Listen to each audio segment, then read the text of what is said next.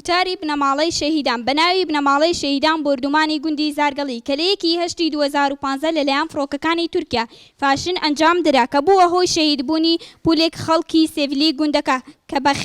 بەخێراتنی گەرمی میوانە بەڕێزەکان دەکەین و دەستی یەکە بە یەکەتان دەکوشین و دەست خۆشی لە ڕێکخەرانی ئەم یادە پیرۆزە دەکەین و سپاسی هەوڵ و ماندووبوونتان دەکەین کە بۆ پێنجەمین ساڵی هەڵدەستن بە ڕێکخستنی ئەم یادە و هەروەها داواکاریمان لە حکومەتی هەرێمی کوردستان و حکومەتی عێراق ئەوەیە کە چیتر ڕێگانەدا خەڵکی بێ دیفاعی بناری قەندیل لەسەر خاکی خۆی شەهید بکرێت لەوەوە گلەیشمان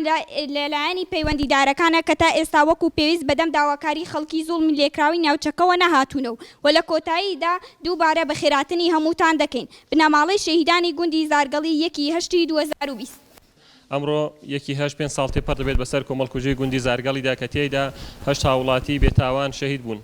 5 ساڵ تێپەڕ دەبێت بەسەر ئەم یادەدا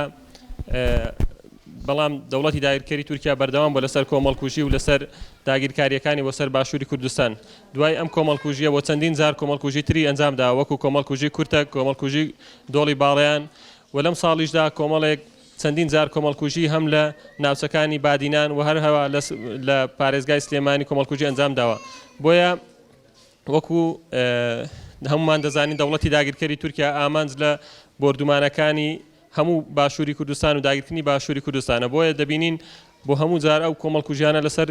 باشووری کوردستان دووبارە دەکاتەوە ئێمە ئەمڕۆ لێرەدا لە یادی کۆمەڵکوژی زارگەڵیدا سەری ڕێز و نەوازش بۆ شەهیدانی کۆمەڵکوژی زارگەڵی و سەرجەم شەهیدانی باشووری کوردستان دادەنێنین کە بەهۆی بردومانەکانی دەوڵەتی داگیرکەری تورکیاوە شەهید بووین جێوە بیرهێنانەوەی لەو یادەدا لە کاتێکدا ئەم یادە دەکەینەوە بە هەمان شێوە لە یادی کۆمەڵکوژی و جینۆسایدی سەر ئێزیدەکان کە لە 3 ئابی 2014دا ڕوویدا ئەم یادەش بەرز و پیرۆز ڕدەگرین چونکە دەوڵەتی داگیرکەری تورکیاش هەرچەندە داعش ئەم کۆمەڵکوژی ئەم جینۆسایدی ئەنجامدا بەڵام بە هاوکاری و بە یارمەتی دەوڵەتی داگیرکەری تورکیا بوو ئەمڕۆ دەبینین دەوڵەتی داگیرکەری تورکیا نەکەر بۆ ناوەسێت کە کۆمەڵکوژی لە باشووری کوردستان دەکات بەڵکو بە مەیدانیش دەیەوێت باشووری کوردستان داگیر بکات دەبینین لە ئێستادا لە ناوچەکانی